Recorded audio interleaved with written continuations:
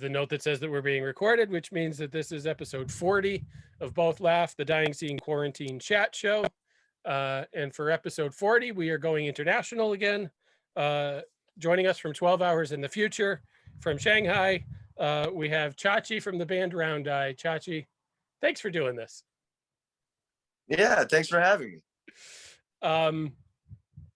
Yeah, so what I've really been starting most of these episodes off, because this show really only started during the pandemic, because we had no shows to go take pictures of and no bands were touring. So it was really a way to talk about what people were doing in the downtime. What would 2020 have looked like for you had the pandemic not happened? What was on the radar for you last year that got shelved or whatever? Oh, well, so what would it have looked like if COVID didn't exist? Yeah. Well, we would have still had Hong Kong. Hong Kong would have still been there. We were actually slated to open up for Black Flag in Hong Kong. Wow. And then a combination of things happened, COVID and along with the CCP kind of asserting control over there. Then we were supposed to go play Rebellion Festival. We were going to tour Europe. We're going to tour the States. Everything dealing with traveling. And it was a large tour. It was about 65 dates. Wow. And I think the only thing that went through that we planned for last year that actually came through was the digital release of the album. Yeah, the album came out officially, I guess, digitally, what, July maybe of last year on paper and plastic? Correct. Yes. And then Joe, Oh, go ahead. And then Joey, shithead of Sudden Death, picked it up and did the physical release. What's the actual physical release date? Do you have that? Because I don't have it. Man, it was supposed to be a month and a half ago, but COVID, the usual pressing plant that we went through, Rainbow Records, got shut down last year, unfortunately. And URP, the guys who we've been going through now, they've been really just hard pressed. Like all the businesses that were originally at Rainbow went over there. So everything got delayed.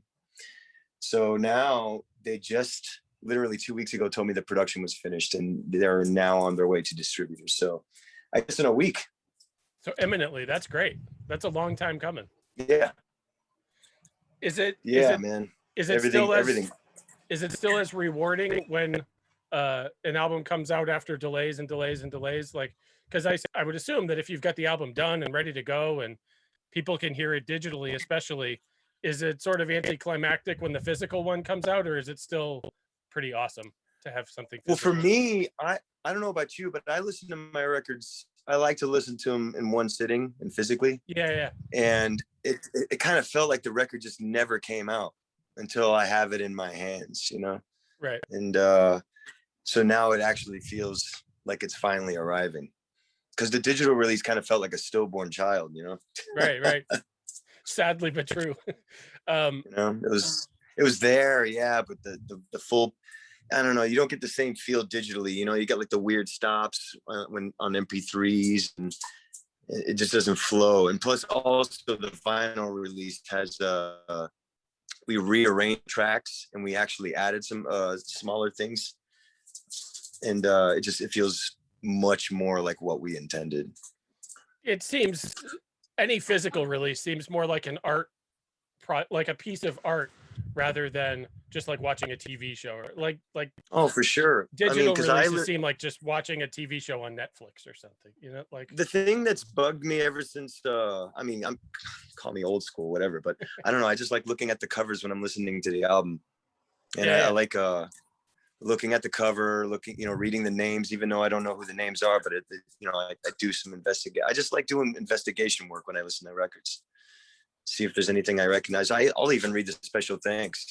That's how I found out about a lot of the bands that I listened to today when I was a kid, was a special thanks section.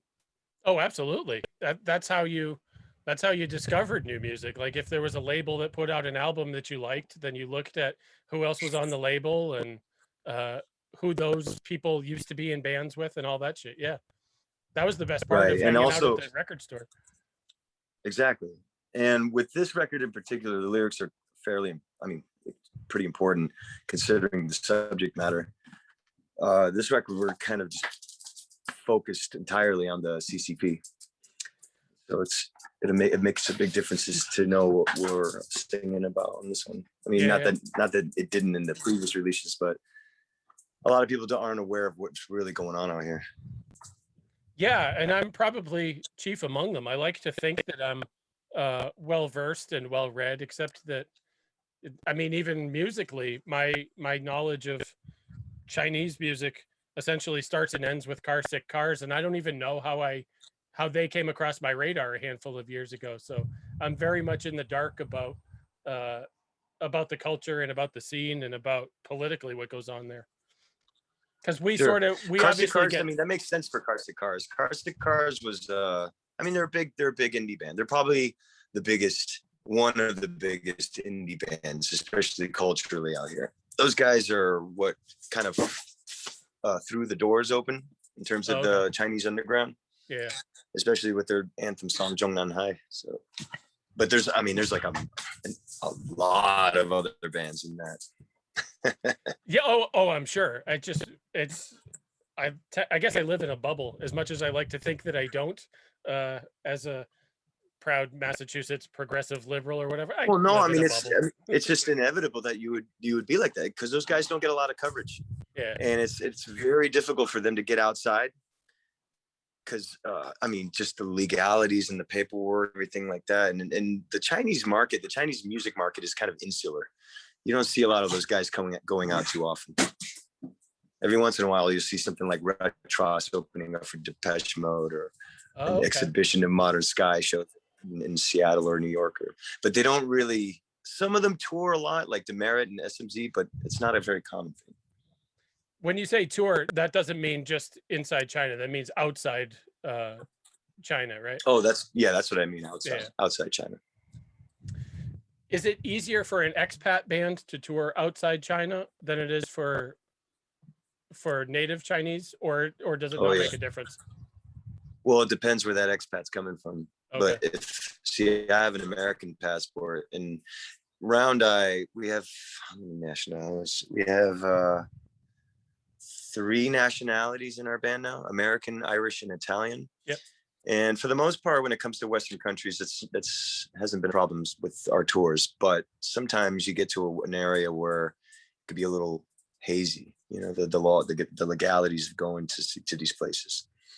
Like whenever we would tour Eastern Europe, you know, it's a little tricky. Like I would need a visa, and some of the other guys would not. Italy, for instance. Yeah. I hadn't thought about that. Yeah, like we did Ukraine a few years ago, and I think our Italian bass player would have been okay, but I needed the visa. I needed the extra visa to get in there.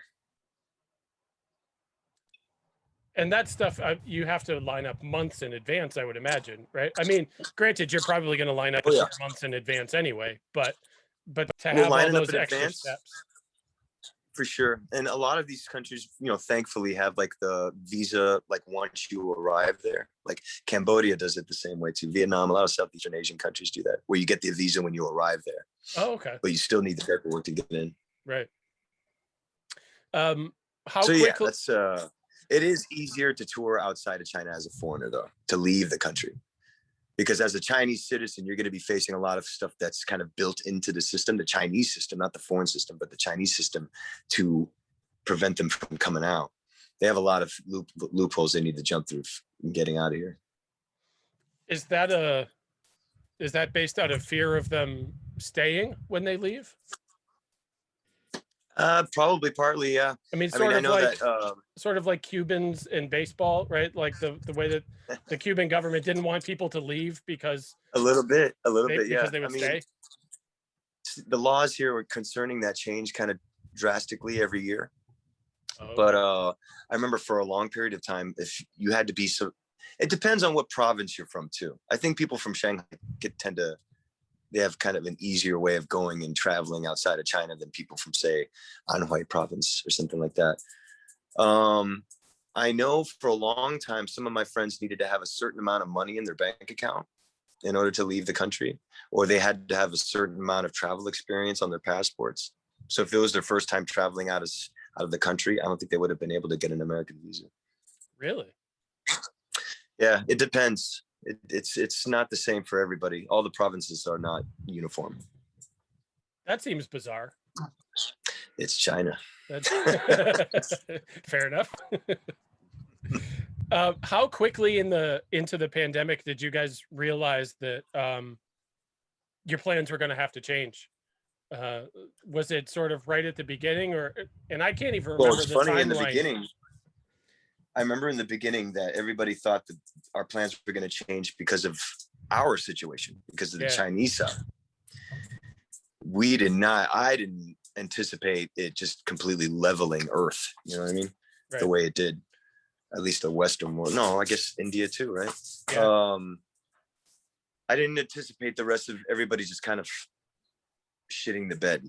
You know, I thought China was going to be. I thought we were going to be in the situation you were in for the past year. So did I. So did I. I mean, I really did. And I've lived here for a long time, almost a decade. No, I've lived here for more than a decade.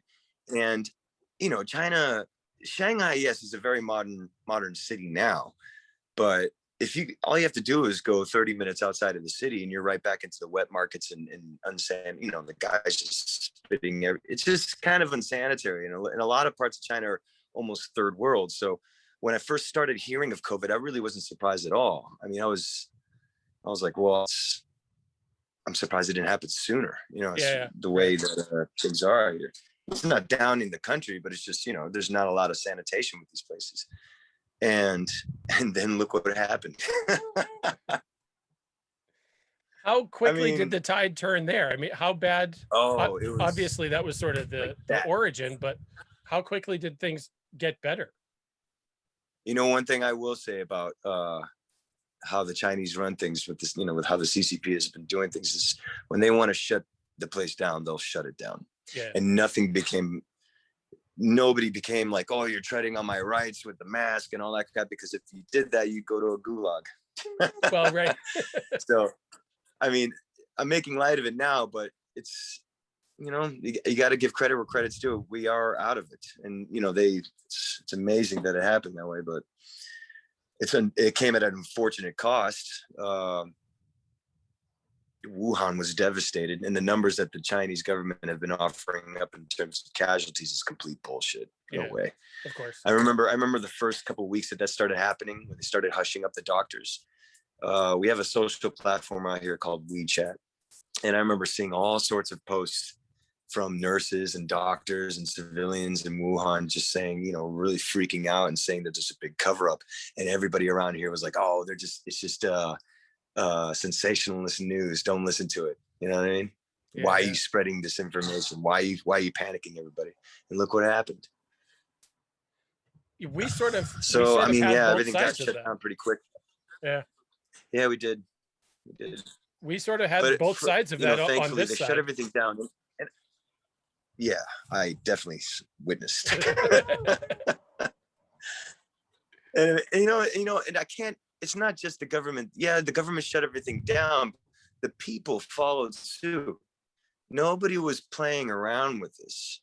Nobody. I didn't hear none of my Chinese friends. Nobody. Everybody just kind of did what was expected of them. You know what I mean? We treated it seriously, and there wasn't any sort of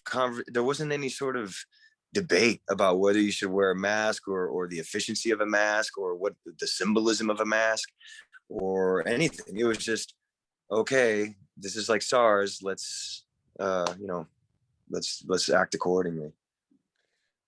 And we just, the whole country just shut up, and it was just silent for a month. So when did it seem like things were back to normal there, or as close to normal as they were going to be? I mean, it's been a while. Okay, so right? December. Yeah, it has been it's been more than a year. So I remember we did a streaming show here around early April or late March, and things were still locked down then. And then I remember the first public show that I went to was in Hangzhou, Granted, there was a lot of stuff that I had to go through, a lot of hazmat suits that I had to go through. And Hangzhou is a city about 150 kilometers west of here, and I had to take the speed train.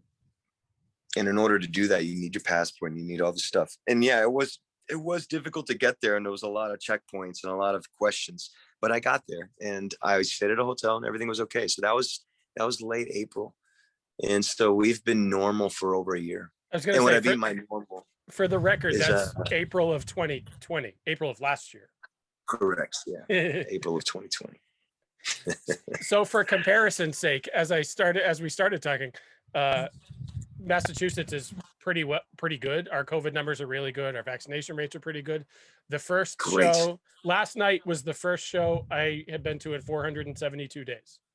Last night was the first time I saw live music since March of last year. I'm so sorry, man. That's awful. And there are no, seriously, that's really, I can't even imagine that. That's really awful. There are parts of this country where I wouldn't go to a show if it were on, because there are still high COVID rates. There are really low vaccination rates in Where is that? You figure the Bible Belt, really. I mean, I was listening to a thing on NPR the other day, and they were talking to a doctor or the head of a medical unit in Southwest Missouri, and he was talking about that they're seeing COVID numbers in their hospital as high as they've ever been, and that there's been a shift in the attitude of the nurses and the hospital staff, because the people that they were seeing early on during the crisis, it was like, we're all in this together.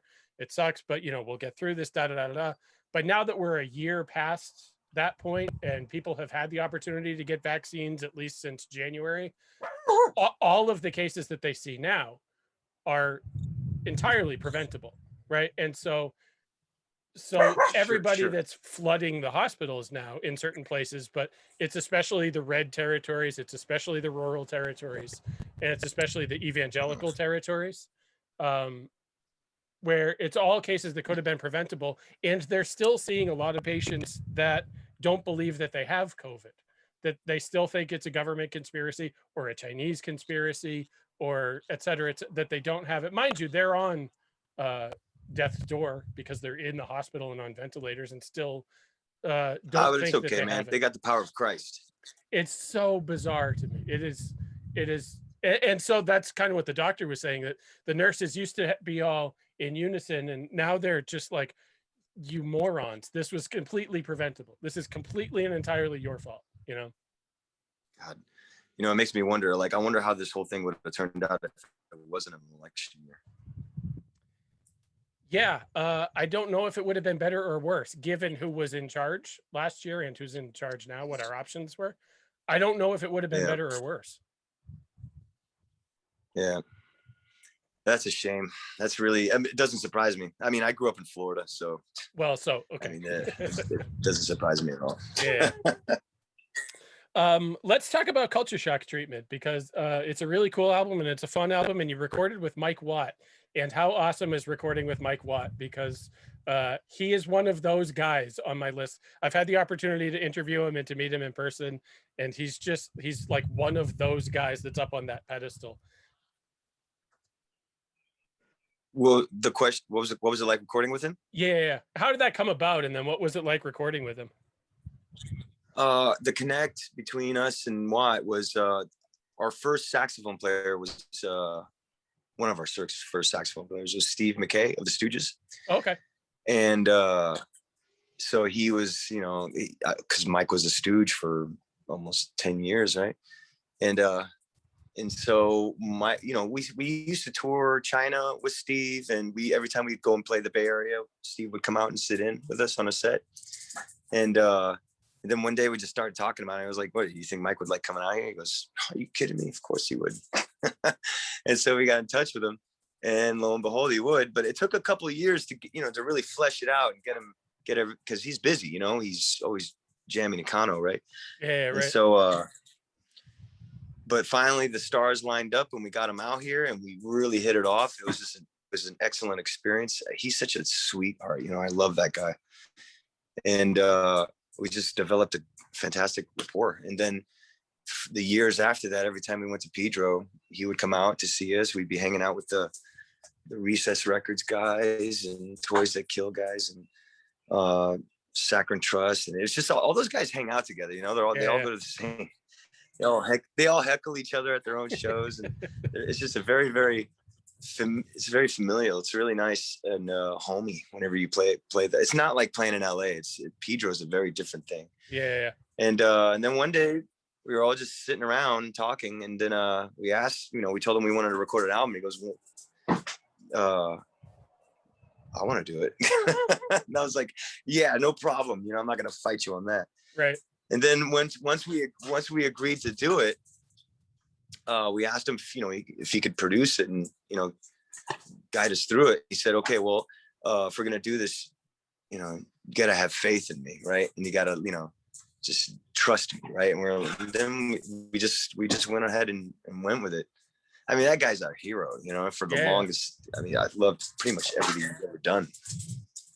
And so yeah, he's like family to us. We love him. We trust him completely. Did it change the dynamic working with him? Because I could see where he might be a little different in the recording studio than maybe when you're just jamming on the road or whatever. He seems like he has. Well, the nice thing about him is, the lovely thing about Watt is he knows, because that guy, he's one of those musicians that's famous amongst famous people. You know what I mean? Yeah. So you learn to just drop any sort of ego right away, and he learns how to rein in the bullshit. You know what I mean? And he just kind of reminds you to keep the danger inside the ring. So mistakes and all that. He has a very, Coltrane spirit lives in this guy. So he just he makes the artist breathe, and I really, really appreciate that about him. You kind of, there's very, very, the time that you spend in the studio dwindles dramatically. I mean, in our case anyway. So it was like, I think it was 3 full days. Really? And we were just, using the force with him. Yeah. Wow. Yeah, it's very old school. Yeah.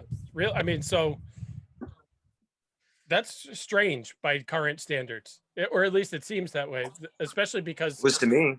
It's not like you recorded an EP. There's 15 songs on the album or whatever. Like it's a full length album.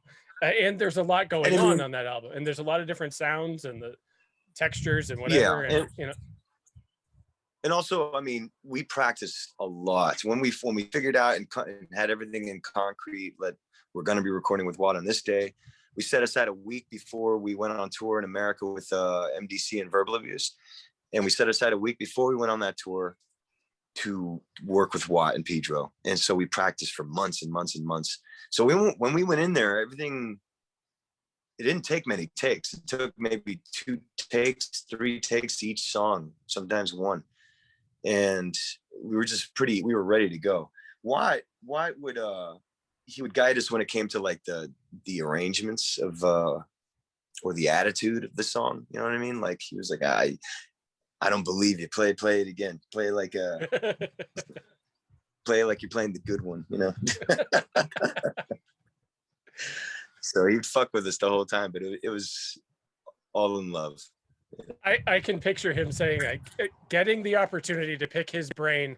Oh God, it's got to be a couple of years ago now, when I forget even what project I was interviewing him for, because they all kind of weave together in my brain. But getting the opportunity to pick his brain about his musical career and whatever is one of the highlights for me of doing this whole punk rock interview thing. He's absolutely such a unique individual. And the people that, like you said before, he's a rock star among the rock stars. Like the people who are impressed that you got to pick Mike Watt's brain are like, whoa, you get to pick Mike Watt's brain? And I got half the people I know don't know what that means, but then the other half are like, holy shit, that's awesome. Yeah. I mean, think about, in our position, we were like, Jesus, I can't believe he agreed to do this, because it's not like, it wasn't like a hired gun thing. He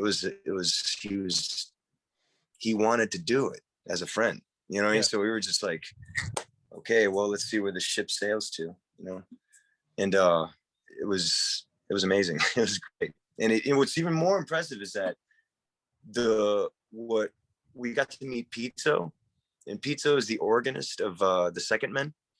Oh, okay, yeah. And this guy is like a tech wizard. This guy he's like MacGyver, you know, he could just build anything. He's such a friendly guy. And how this came together was Pizzo and Watt were building a studio at Pizzo's house.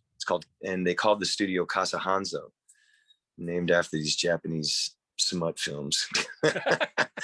And yeah. And we were like the guinea pig of his studio. You know what I mean? Wow. Yeah. And so we were testing out the room. Yeah. That's wild. Yeah, that's wild. And then you got Bill Stevenson to mix the album, which seems like, I mean, Watt and Stevenson, at least in my personal opinion, are like there for like neck and neck in terms of importance. It's with that combination, we were blessed. I mean, we got really lucky. Like, we toured with the Descendants in China, and when we were on tour with MDC and Verbal Abuse, we stopped. We had a show at the Black Sheep in Fort Collins. I think it's called the Black Sheep, and Bill came out. Oh no, it wasn't called the Black Sheep. Anyway, whatever it was called, Bill came out to the gig, and then we had breakfast with him. We hung out with him, and then we mentioned that we were recording an album, and we mentioned that Watt was doing it, and he said, "Do you mind if I help you with the mixing and mastering?" And I was like, "Yeah, no, of course, no." You know what I mean? Yes, of course, dude. Right. And so everything just kind of fell into place. It was really, really amazing how that worked out. And after we agreed to that, Bill showed us the blasting room and showed us how that worked. And he said and then Bill started saying that he wanted to do it himself, because he told us that with what the blasting room does with a lot of the Fat Record stuff, he says it's a little clean, and he understood that we wanted kind of an old school dirty sound. Yeah. You know what I mean? Well, and so Bill offered to do it himself, because usually at the blasting room, it's the name escapes me, but it's another guy who usually does a lot of that work. Well, that's sort of what Bill did it on his off time. That's sort of what caught me or piqued my interest about it, is because you're right. You familiarize yourself with the stuff that's been done at the blasting room, and it's big, polished, like punk rock albums, whether it's Descendants or Face to Face, or like you said, all the Fat Records albums, and they have this big, polished sound, and that's not necessarily round-eyed. There's a lot more chaos and sort of like a car accident sometimes in a round-eye song, right? And so you like wanted to sort of preserve. I don't think if it was a normal blasting room kind of situation, I don't think we would have won with it, just because it just would have been incongruous. It wouldn't have fit. But when he said specifically that, when he said that sentence, it was almost verbatim. I was like, it convinced me. I was like, okay, he understands. Yeah. And also he wanted to work with Watt. Those guys, man, they've been through they're like war friends, you know what I mean? Right. I'm excited for people to get their hands on physical copies of it. It's a cool album. It's a fun album. I hope when they do, they take pictures, because we won't be able to get physical copies until the borders open. So I won't even see this thing until, I hope I can get a copy. Yeah, you know what? I hadn't even thought about that, but it won't be available commercially inside China for a while. No, and we won't. The borders, it is so hard for my parents to send me a care package. So it's like, I'm never going to see this thing by mail. We're going to have to go on tour to get it ourselves. So that's kind of a shame for us, but everyone else can get one. Boy, I hadn't even thought about that until now. Yeah.